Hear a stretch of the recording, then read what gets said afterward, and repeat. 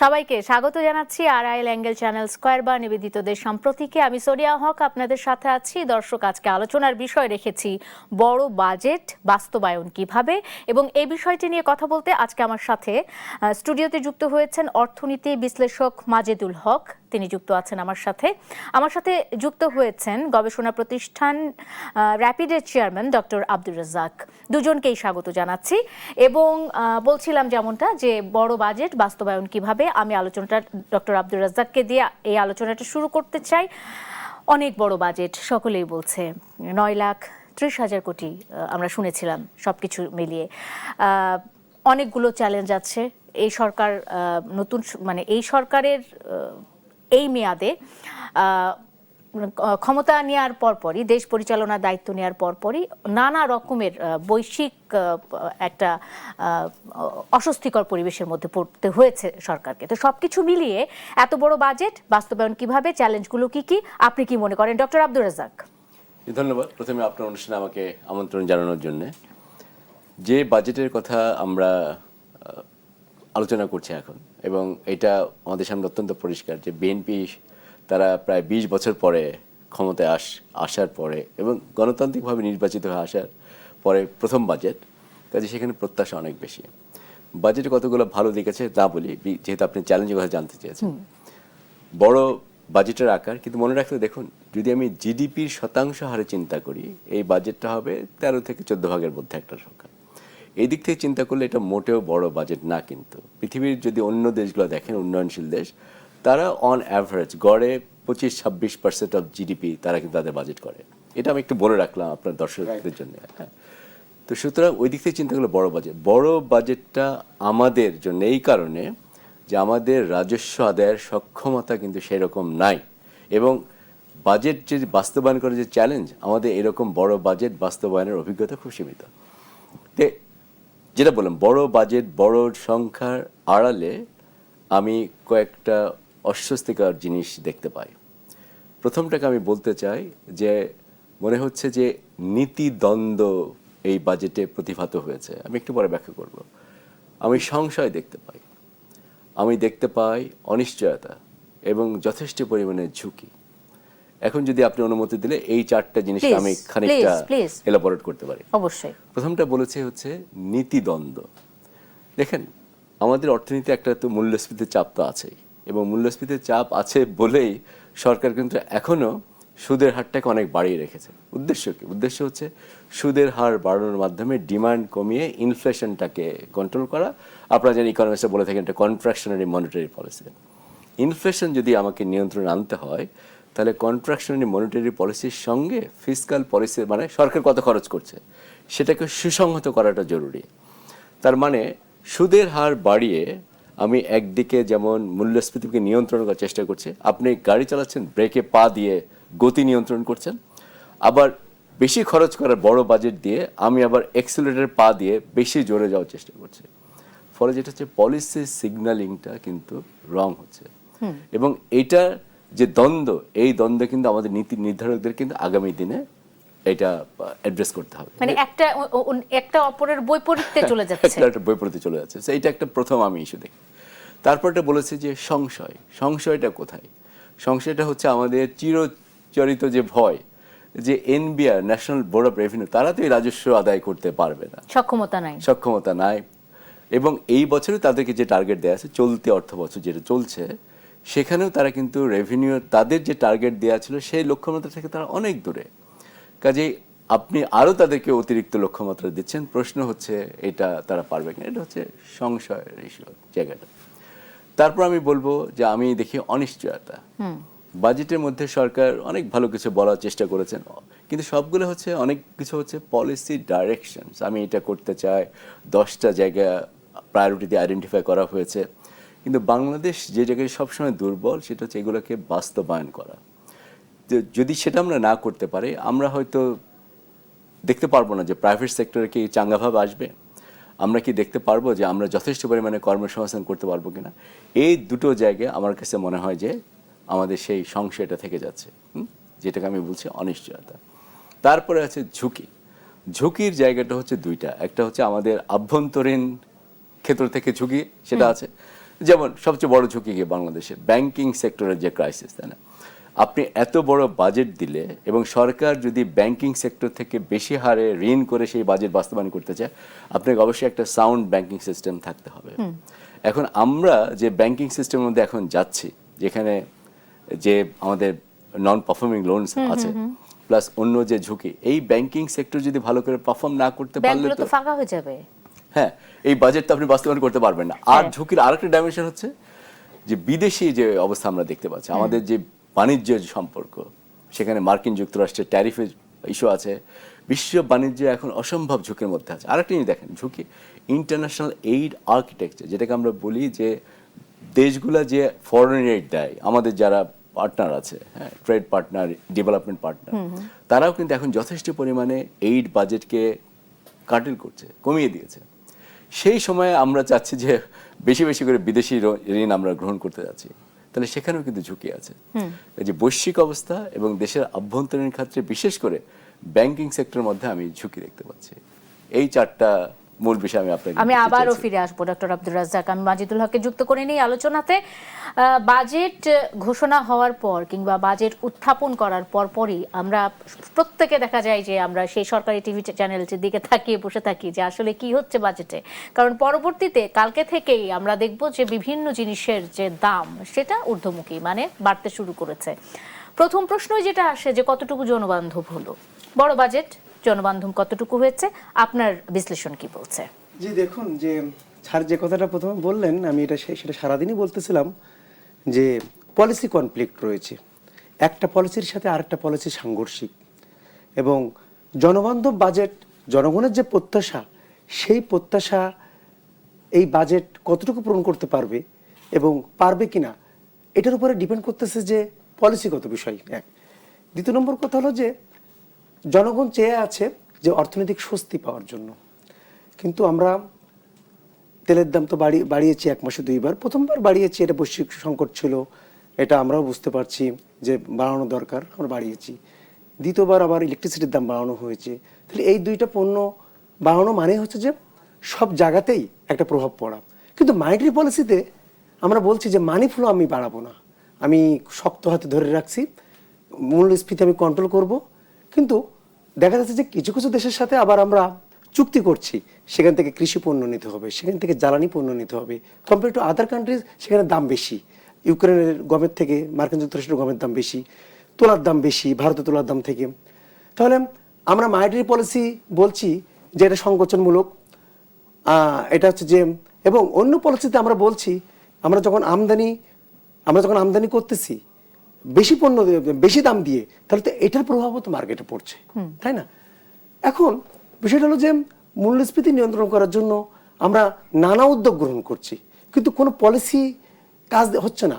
Sir যে কথাটা বললেন, there is a policy conflict.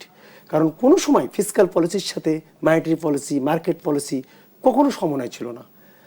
জনগণের যে প্রত্যাশা, সেই প্রত্যাশা এই বাজেট পূরণ করতে পারবে কিনা সেটার কিছু চ্যালেঞ্জও আছে। তার কারণ হচ্ছে যে আমরা ব্যয়ের খাত বাড়িয়েছি, আমরা ব্যয়ের আওতা বাড়িয়েছি, আমরা কিছু 2026-27 অর্থ বছরে আমরা কিছু পরিকল্পনা নিয়েছি, কিন্তু আপনার 25-26 অর্থ বছরে আমরা অপরিকল্পিত কিছু ব্যয়ও বাড়িয়েছি। বিষয়টা হলো যে দেখেন, আমি ব্যয়ের খাত বাড়াচ্ছি কিন্তু আমি আয়ের খাত নিশ্চিত করতে পারছি কিনা, এবং আমরা রাজস্ব আহরণ করার জন্য আমরা একটা বিগ পুশ পলিসি গ্রহণ করছি, তাই না? এখন আমরা বলছি যে করের জাল বেচাচ্ছি, আমরা ভ্যাট বাড়াচ্ছি, গ্রাম পর্যায় থেকে আমরা ভ্যাট নিয়ে আসবো। কিন্তু আপনি এই মুহূর্তে আপনি সন্দ্বীপ হাতিয়া থেকে ভ্যাট আহরণ করা, ঢাকা শহর থেকে কি মনিটরিং করা সম্ভব না, ইন্সপেকশন করা সম্ভব না। পরিচালন ব্যয় তো আরো অনেক গুণ বেড়ে যাবে।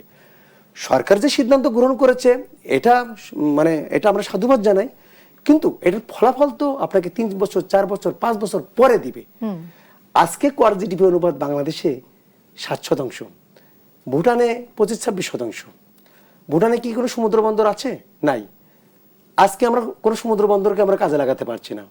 আজকে যে আপনার bay of industrial growth belt, big B প্রকল্প, আপনার গভীর আপনার সোনাদিয়া দ্বীপে যেটা নেওয়া হচ্ছে জাপানি ফাইন্যান্সিংয়ে, সেটাও তো ভূ রাজনীতির শিকারে পড়ে গেছে। বিষয়টা হলো যে এখন জনগণের প্রত্যাশা পূরণ হবে কখন? যখন আপনি আয়টা নিশ্চিত করতে পারবেন। আরেকটা বিষয় হলো যে দেখেন, আমরা বাজেট ঘাটতি যেটা, সেই বাজেট ঘাটতি আমরা কোথা থেকে পূরণ করব? এটা রাতারাতি আপনি বৈদেশিক সহায়তা পাওয়ার মতন সামষ্টিক অর্থনীতি, ইন্টারনাল ইনকামটাও তো জরুরি। আচ্ছা, সামষ্টিক অর্থনীতির যে সূচকগুলো, সেই সূচক দেখে বৈদেশিক সহায়তা পাওয়া, ঋণ পাওয়া এখন একটা জটিল পরিস্থিতির ভিতরে, কারণ তারা কিছু শর্ত উল্লেখ করে দিবে। আপনি দেশীয় উৎস থেকে আপনাকে ব্যাংক খাত থেকে ঋণ নিতে হবে। তাহলে আমরা প্রাইভেট সেক্টর কি হবে? এখন সরকারের কি হচ্ছে যে প্রাইভেট সেক্টর ক্রেডিট গ্রোথের থেকে আপনার government sector, public sector credit growth বেড়ে যাচ্ছে। এতে করে তো আপনার কর্মসংস্থান সৃষ্টি হবে না, বিনিয়োগ হচ্ছে না, অর্থনীতিতে গতি আসতেছে না।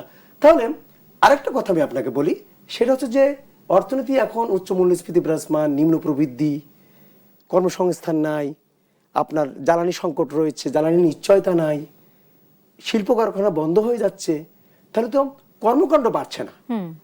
কর্মকাণ্ড যদি না বাড়ে তাহলে আমার রাজস্ব আয়টা কিভাবে বাড়বে? এক্স্যাক্টলি। দ্বিতীয় নম্বর কথা হলো যে ব্যাংকিং খাত তো গভীর সংকটে পড়ে আছে। আজকে ব্যাংকিং খাতের যে খেলাপি ঋণ ওয়ার্ল্ডের ভিতরে, সারা বিশ্বের ভিতরে ৪র্থতম অবস্থানে। অর্ধেক ব্যাংক হচ্ছে যে আপনাকে ক্যাপিটাল শর্টফলে রয়েছে, ব্যাংকগুলো বিনিয়োগ করতে পারছে না। বাকি ব্যাংকগুলো কি করছে?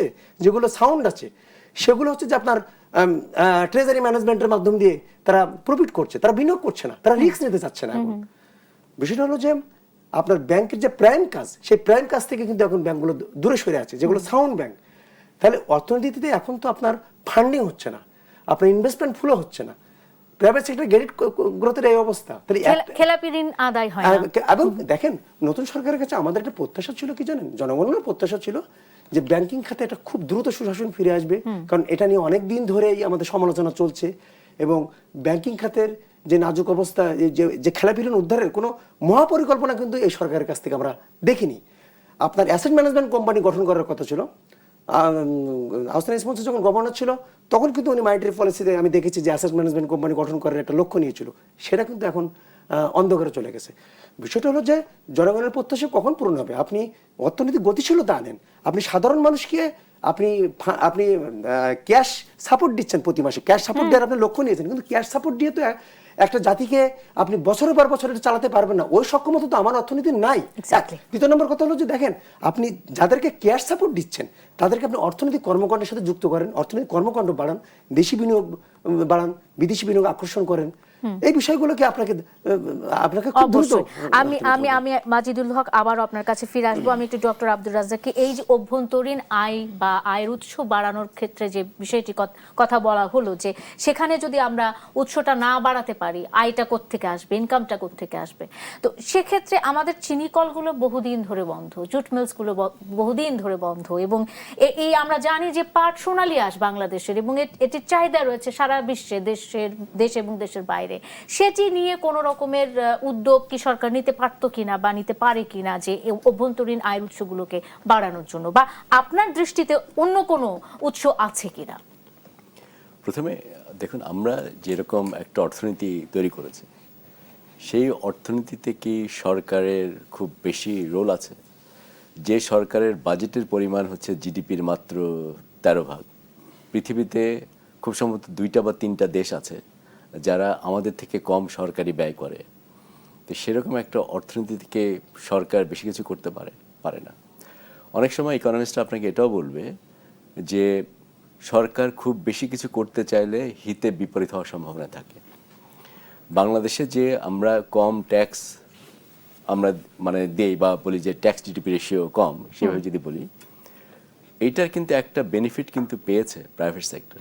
বাংলাদেশের প্রাইভেট সেক্টর পৃথিবীর অন্য আমাদের মতো যারা দেশ আছে সেই সব দেশের তুলনায় কিন্তু যথেষ্ট পরিমাণে গতিশীল প্রাইভেট সেক্টর।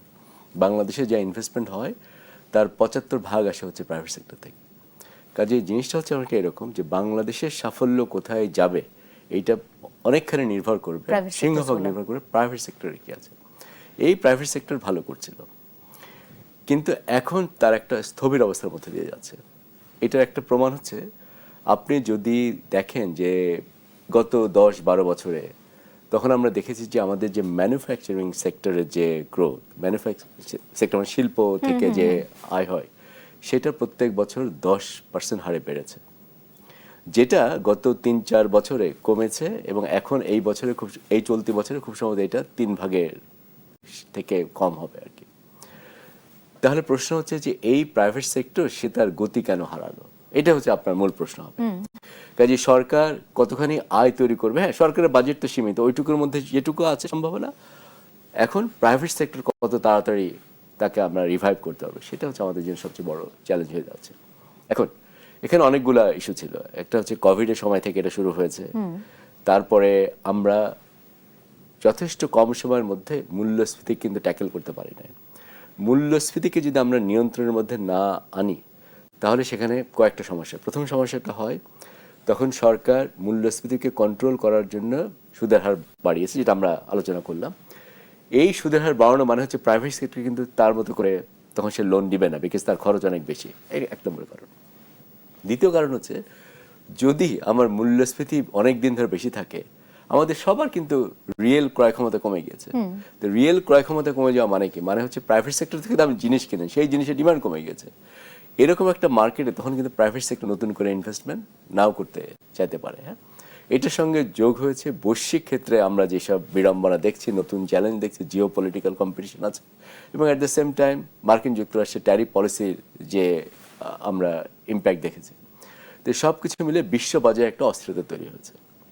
এখন আমি মনে করি যে বাংলাদেশের অর্থনীতিতে যদি আপনি আয়ের খাত যদি বাড়াতে চান, আমাদের ইকোনমিকে ডাইভার্সিফিকেশন করতে হবে। কিন্তু আমি যখনই আপনাকে বলি যে ডাইভার্সিফিকেশনের কথা, বহুমুখীকরণ, আমরা সঙ্গে সঙ্গে আলোচনাটা চলে যায় হচ্ছে এক্সপোর্ট সেক্টরে। কিন্তু আমাদের ডোমেস্টিক ইকোনমির মধ্যেও কিন্তু আমাদের ডাইভার্সিফাই করতে হবে। উদাহরণ দেওয়া, এগ্রিকালচার বাংলাদেশে, কৃষি খাতে সবচেয়ে বড় আমাদের ক্ষেত্র কি, সেটা হচ্ছে ক্রপ এগ্রিকালচার, শস্য মানে চাল, এটা হচ্ছে আমাদের মেন। কিন্তু যখন জনগণের ইনকাম বাড়ে, আপনি চাইবেন কি, আপনি চাইবেন ডেইরিতে ভালো গ্রোথ হোক, আপনি চান ফিশারিজ আমরা আরো ভালো করি, পোল্ট্রিতে আমরা আরো ভালো করি, তাহলে তো একটা বিপ্লব হবে পুরো অ্যাগ্রো সেক্টর। অ্যাগ্রো প্রসেসিং যত আপনি ভালো করতে পারবেন তত দেশে বিক্রি করতে পারবেন এবং বিদেশের বাজারে কম্পিটিটিভ হওয়ার একটা সুযোগ থাকে, সেটা ইস্যু আছে। কিন্তু সেখানে আমি এটাও বলবো যে আমাদের সরকারের ট্রেড পলিসিতেও খানিকটা ভুল ছিল। আমরা এমন এমন সেক্টরের প্রোটেকশন দিয়ে রেখেছি অনেক দিন, তারাও ভালো করতে পারে নাই, এবং বিদেশের বাজারে কিন্তু আমরা ঢুকতে পারি নাই। মনে রাখতে হবে, দেখুন বিশ্ব বাজার অনেক বড় বাজার, এখানে শুধু যদি আমরা গার্মেন্ট রপ্তানি করি তাহলে কিন্তু এটা হবে না, আমাদের অন্য প্রোডাক্টস নিয়ে আসতে হবে। তাহলে আমরা দেখব যে অর্থনীতিতে প্রাণের সঞ্চার হবে, নতুন ক্ষেত্রে মানুষ কর্মসংস্থানের সুযোগ পাবে, মানুষের ইনকাম বাড়বে। এমন তো না যে আমাদের দেশে অভ্যন্তরীণ আয় বৃদ্ধির যে আপনি যেটা বলছেন যে সেই সুযোগটা নাই, তা তো না। আপনি এগ্রো প্রোডাক্টসের কথা বলছেন বা এগ্রিকালচারের উন্নয়নের কথা বলছেন, সেই সুযোগটা যে আমাদের নাই তা তো না। আমরা তো কিন্তু আমরা এটা বছরের পর বছর কাজে লাগাচ্ছি না। এই বছর বা এই বাজেটকে সামনে রেখে এগ্রিকালচার সেই সুসময়ের মুখ দেখবে কিনা আপনাদের কাছে প্রশ্ন থাকবে। একটা বিরতির সময় হয়েছে, দর্শক একটা বিরতি নিয়ে ফিরছি দেশ সম্প্রতিকে, সঙ্গে থাকুন।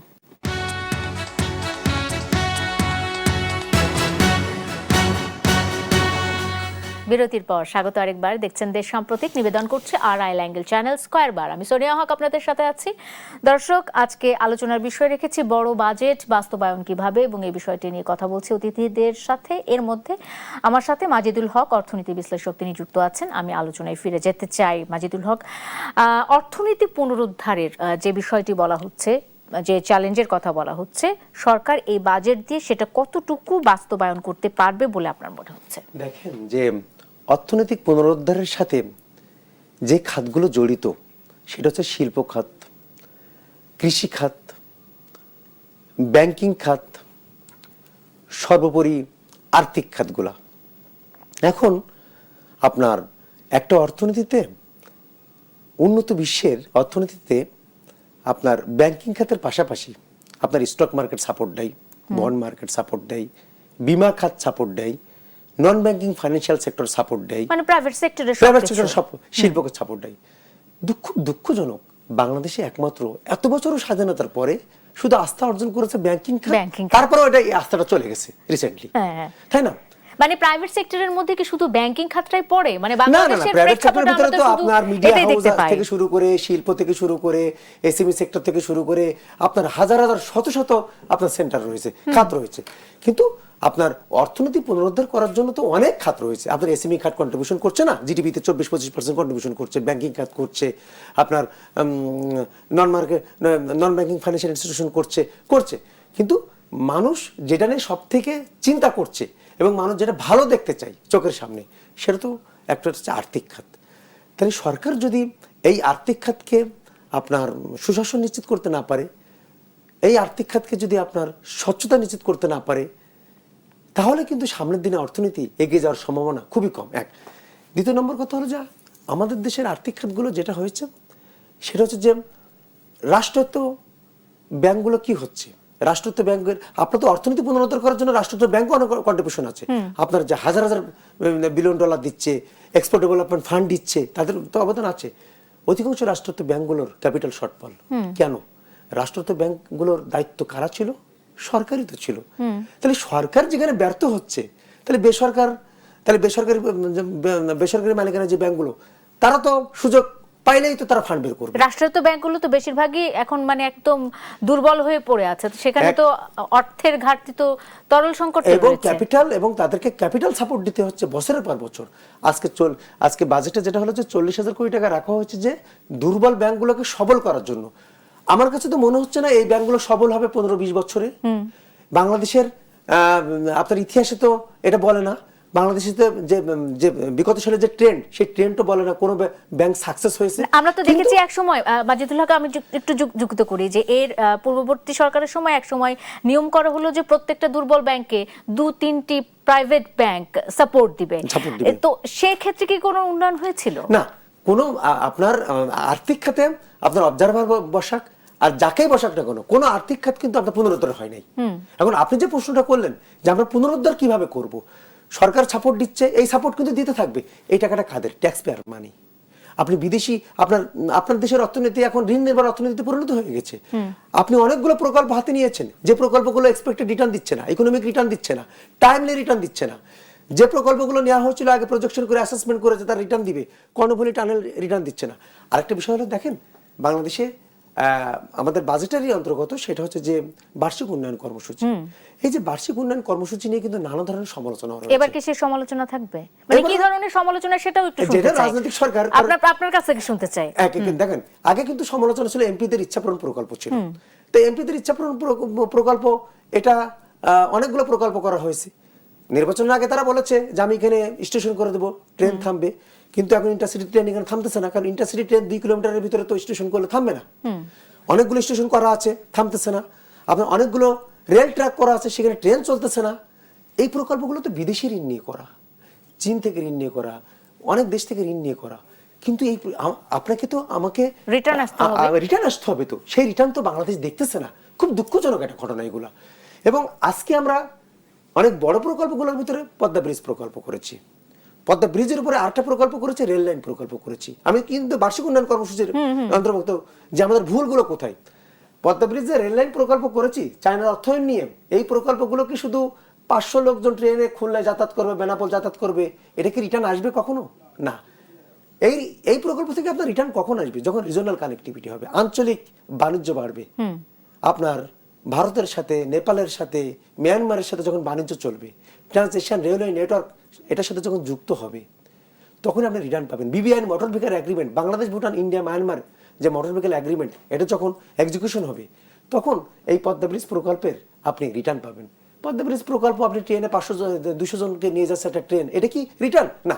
তাহলে আমরা কিন্তু আসলে দেখেন, আমরা বারবার কিন্তু আসলে বঞ্চিত হচ্ছি। আমরা রিটার্ন ইকোনমি, কেন ওখানে কি টোল সিস্টেম নাই? হ্যাঁ, আপনার ট্রেনে তো ট্রেনে তো টোল সিস্টেম। আমার কথা হচ্ছে যে ট্রেনে কেন টোল সিস্টেম থাকে না? এটা কি কোনো, এখন কথা হচ্ছে তারা হয়তো ভাড়ার সাথে ইনক্লুড করে নিচ্ছে। এখন কথা হলো যে দেখেন, যে এত বড় প্রকল্প, এই প্রকল্প তো আপনাকে এটা তো অনেক নেটওয়ার্কিং যুক্ত করতে হবে। কিন্তু আমাদের ভূ রাজনীতির শিকার হয়ে আমরা নেটওয়ার্কিং করতে পারছি না। আমরা হয়তো একটা দেশকে এমফাসিস করছি, আর একটা দেশকে এমফাসিস করছি না। কিন্তু দেখেন, আজকে আমরা ঋণ নিয়ে এত বেশি পরিমাণে রোড করেছি, হাইওয়ে করেছি, 4 লেন করেছি, 6 লেন করেছি, এগুলো কিন্তু পড়ে আছে এখন, জানেন? খুব দুঃখজনক ঘটনা। আমরা আজকে এই বাজেটেও আপনার 2030 সালের ভিতরে $26 বিলিয়ন আপনার ঋণ পরিশোধ করতে হবে, কিন্তু আমরা এই প্রকল্পগুলো থেকে রিটার্ন দিচ্ছে না। ওই জায়গাটা একটু যুক্ত করি, সেটা হলো যে বিদেশি ঋণ পরিশোধের সক্ষমতা ঠিক আছে কিনা বাংলাদেশের এই মুহূর্তে, আপনার কি মনে হয়? এখনো পর্যন্ত বাংলাদেশের সক্ষমতা আছে, তবে সামনের দিনে বিদেশি ঋণ পরিশোধে কিন্তু চ্যালেঞ্জও বাড়বে। কিভাবে চ্যালেঞ্জ বাড়বে? বাংলাদেশ যে হারে ঋণ নিচ্ছে, সে হারে তো রাজস্ব আয় বাড়ছে না, সে হারে তো রপ্তানি আয় বাড়ছে না। তাহলে আপনি ঋণ পরিশোধ কিভাবে করবেন সামনের দিনে? এক। দ্বিতীয় নম্বর কথা হলো যে আপনার যদি এফডিআই না বাড়ে, রপ্তানি আয় না বাড়ে, আপনার প্রবাসীদের রেমিটেন্স যদি না বাড়ে, তাহলে তো বিদেশি ঋণ আপনি কিভাবে পরিশোধ করবেন সামনের দিকে? এক। দ্বিতীয় নম্বর কথা হচ্ছে বিদেশি ঋণ পরিশোধ করার সামনের দিনে একটা ন্যারো হতে পারে। আর একটা ন্যারো কি, যে প্রকল্পগুলো তো এক্সপেক্টেড রিটার্ন আমাকে দিচ্ছে না, আমার রাজস্ব আয়ও নাই, আমি রপ্তানি বাজার সম্প্রসারণ করতে পারিনি, আমি বৈদেশিক শ্রম বাজারও সম্প্রসারণ করতে পারিনি। পক্ষান্তরে দেখা যাচ্ছে যে অনেক বৈদেশিক বাজারের সাথে আমাদের কূটনৈতিক সক্ষমতার মাধ্যমে আমরা বাজার খুলতে পারছি না। মালয়েশিয়ার বাজার বারবার বন্ধ হচ্ছে, মধ্যপ্রাচ্য নানা অজুহাতে আমাদের বাজার বন্ধ করে দিচ্ছে। আমরা বাজার সম্প্রসারণ তো দূরে থাক, আমরা এক্সিস্টিং বাজারগুলো 10টা বাজার বন্ধ হয়ে গেছে। তাহলে তো আমরা দেখছি যে রেমিটেন্স আসছে, কিন্তু বাজার তো বন্ধ হয়ে যাচ্ছে। এই বাজারগুলো কূটনৈতিক দক্ষতা হোক, রাজনৈতিক দক্ষতা হোক, এর মাধ্যম দিয়ে বাজারগুলো খুলতে হবে।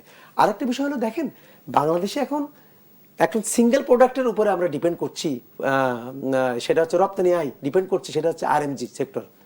আজকে বাংলাদেশে মানবাধিকার নিয়ে বারবার প্রশ্ন উঠছে, আজকে বাংলাদেশের শ্রম অধিকার নিয়ে প্রশ্ন উঠছে, আজকে বাংলাদেশের গণতন্ত্র নিয়ে প্রশ্ন হচ্ছে, আজকে বাংলাদেশের দুর্নীতি ধারণা সূচক চ্যাম্পিয়ন হচ্ছে, আজকে বাংলাদেশ পাসপোর্ট সক্ষমতায় অনেক পিছিয়ে।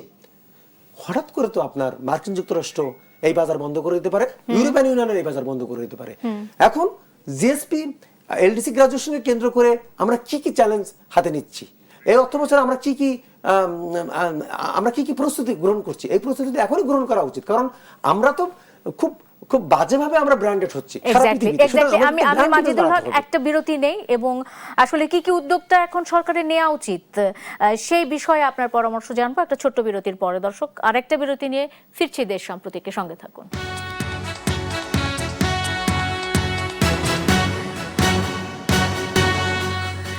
বিরতির পর স্বাগত আরেকবার, দেখছেন দেশ সাম্প্রতিক, নিবেদন করছে আরআইএল অ্যাঙ্গেল চ্যানেল। স্কয়ারবার সোনিয়া হক আপনাদের সাথে আছি। বড় বাজেট বাস্তবায়ন কিভাবে, মাজিদুল হক অর্থনীতি বিশ্লেষক, তার সাথে আলোচনা করছিলাম। আমি আলোচনায় ফিরতে চাই। মাজিদুল হক, রাজস্ব আদায়ের যে লক্ষ্যমাত্রা এবার রাখা হয়েছে, এটাকে অনেকে উচ্চাভিলাষী বলছেন, কারণ 9,37,000 কোটি টাকার বাজেট, এবং সেখানে এনবিআর এর ওপর 6,04,000 কোটি টাকার মতো লক্ষ্যমাত্রা নির্ধারণ করা হয়েছে। এমনিতে সক্ষমতা কতটুকু, এটি নিয়ে এর আগে আলোচনা হয়েছে যে এনবিআর এর সক্ষমতা আসলে আছে কিনা। এই সক্ষমতাটা আসলে কিসের উপর ডিপেন্ড করছে? তাদের লোকবল নাই, নাকি আমাদের আসলে রাজস্ব দেওয়ার সদিচ্ছার অভাব আছে? আবার একটু যুক্ত করে রাখতে চাই যে চলতি অর্থ বছরে এখন পর্যন্ত 1 লাখ কোটি টাকার রাজস্ব ঘাটতি কিন্তু রয়ে গেছে। আপনার মতামত কি? দেখুন, যে রাজস্ব খাতের যে সংস্কারটা, ব্রিটিশরা যখন ভারতবর্ষ ছেড়ে চলে গেল, অনেক দেশ এটা কয়েক বছরের ভিতরে, 2 থেকে 3 বছরের ভিতরে আপনার তাদের যে রাজস্ব পলিসি ছিল, সেই রাজস্ব পলিসিটা হচ্ছে যে খুব রাতারাতি এটা ডেভেলপ করে ফেলেছে, এবং উন্নত দেশের সাথে সামঞ্জস্য রেখে তারা ডেভেলপ করেছে।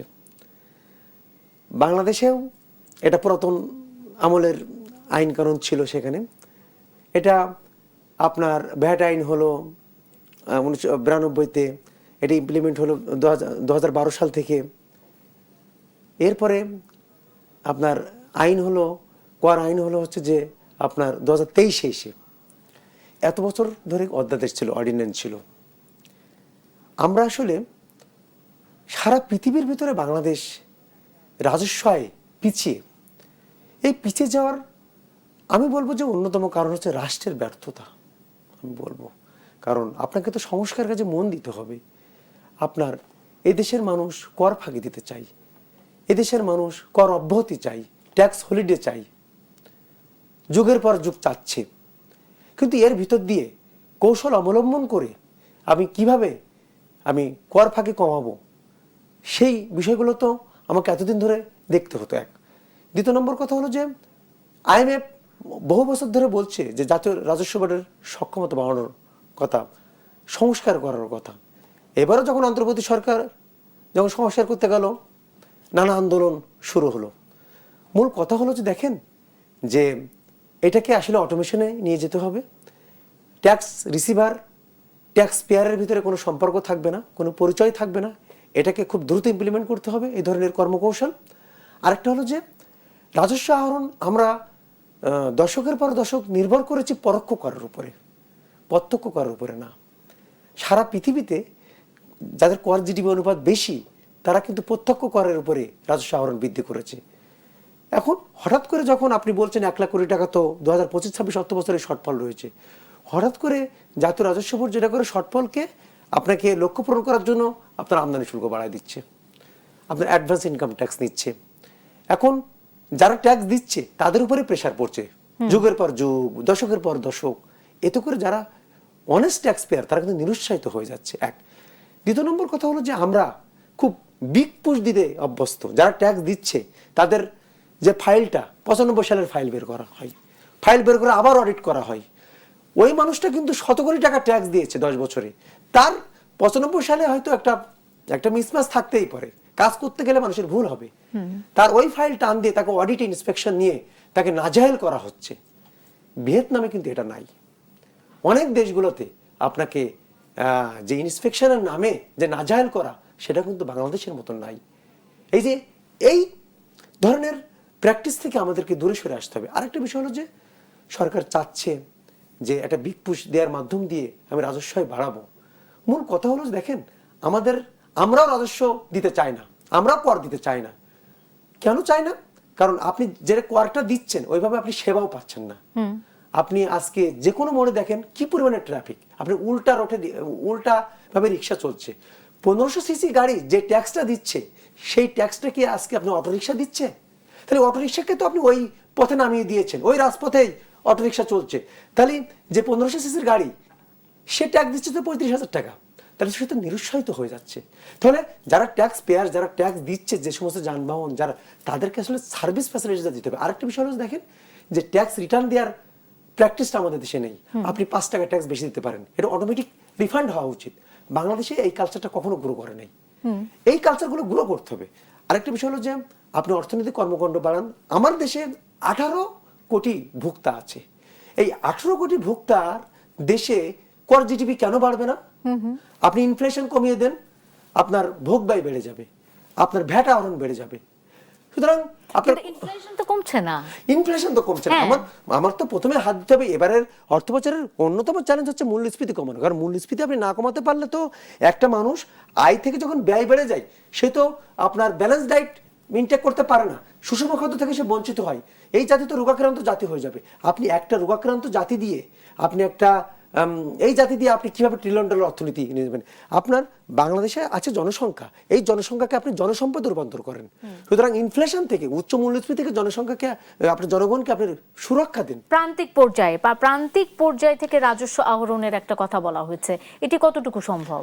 প্রান্তিক পর্যায়ে যে আপনি আজকে রাজস্ব সংগ্রহ করবেন, সেটা আপনি আমি সেটা রাজস্ব দ্বীপ বলতে, অঞ্চল থেকেও করবেন। হ্যাঁ, মানে আপনি আমি রাজস্ব বলতে যেটা বুঝি, তারা কি সেটা বুঝে না? সেটা হচ্ছে যে আপনি সেন্ট মার্টিন থেকে করবেন, সন্দ্বীপ থেকে করবেন, মহেশখালী থেকে করবেন, হাতিয়া থেকে করবেন, তাই না? কিন্তু আমার লজিস্টিক সাপোর্ট কি আছে? আমার কি ইউনিট অফিস সেখানে আছে? আমি ঢাকা থেকে কি আমি ইন্সপেকশন করতে পারবো সেখানে? তদারকি করতে পারবো না। আমার তো পরিচালন ব্যয় অনেক বেড়ে যাবে। আমি যদি 5 টাকা ওখান থেকে ভ্যাট নিছি, আমাকে 500 কোটি টাকা আমার পরিচালন ব্যয় বেড়ে যাবে। তাহলে বিষয়টা হলো যে এটা ভালো উদ্যোগ যে সবাইকে আমি ট্যাক্স নেটের মাধ্যম দিয়ে নিয়ে আসবো, কিন্তু তাদেরকে তো সচেতনতা বৃদ্ধি করতে হবে।